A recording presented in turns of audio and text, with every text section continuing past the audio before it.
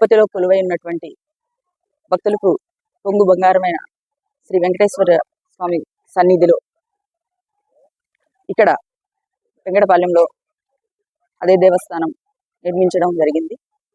మేమందరం కూడా దేవుని దర్శించుకొని మరి ఏదైతే జగన్మోహన్ రెడ్డి గారి మీద దుర్మార్గంగా ఆయన పాలనలో లడ్డూల్లో కల్తీ జరిగింది అని చెప్పేసి దుష్ప్రచారం చేశారో ఆ దుష్ప్రచారాన్ని సిబిఐ వారు పరిపూర్తిగా ఎంక్వైరీ చేసి ఈరోజు అక్కడ ఏమీ కల్తీ జరగలేదు అని ఈరోజు ఇవ్వడం జరిగింది.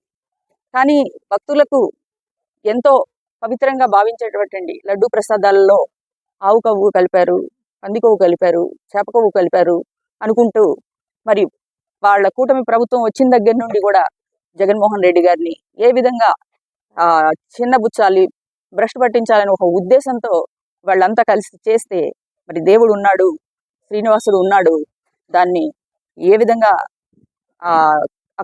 అక్రమంగా అవి జరగలేదు అని చెప్పేసి రిపోర్ట్ రావడం జరిగింది. ఈరోజు ఎవరైతే నిందలు వేశారో వాళ్ళ నిందలు ఎలా వెనక్కి తీసుకోవాలో, ఎలా కడుక్కోవాలో కూడా తెలియనటువంటి పరిస్థితుల్లో ఈరోజు వాళ్ళందరూ ఏదో ఒకటి మళ్ళీ దాన్ని వేరే విధంగా అయినా మార్చి ఏదో ఒకటి అంటగట్టాలని చూస్తూ ఉన్నారు. నిజంగా మీకు దేవుడు అంటే భక్తి ఉంటే, మీరు నిజంగా దేవుడిని నమ్మితే జగన్మోహన్ రెడ్డి గారిని చూసి నేర్చుకోండి.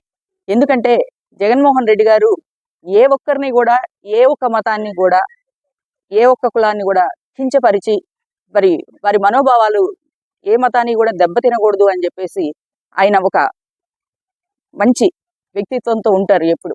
అలాంటి వ్యక్తిని మీరు మీ యొక్క కుళ్ళు రాజకీయాల కోసం ఈ విధంగా భ్రష్టు పట్టించాలని చూడడం అన్నది చాలా నేరం. భగవంతుడు చూస్తూ ఉంటాడు ఏమేం జరుగుతున్నాయని. ఖచ్చితంగా ఇలాంటి విషయాలు మీరు అంటే జరగని విషయాలు జరిగిన విధంగా చూపించాలి అనుకుంటే రేపటి రోజున ఖచ్చితంగా ఆ దేవుడు మిమ్మల్ని శిక్షిస్తారు. జగన్మోహన్ రెడ్డి గారికి ఆ దేవుడిని అండలు ఎప్పుడు ఉండాలని మనస్ఫూర్తిగా కోరుకుంటూ, ఇంకొకసారి ప్రతిపక్షం కదా అని చెప్పేసి గుడ్డగాల్చి మీదేసి మీరే దులుపుకోండి అంటే మాత్రం ప్రజలందరూ కూడా చూస్తున్నారు ఏం జరుగుతుంది ఏంటి అన్నది.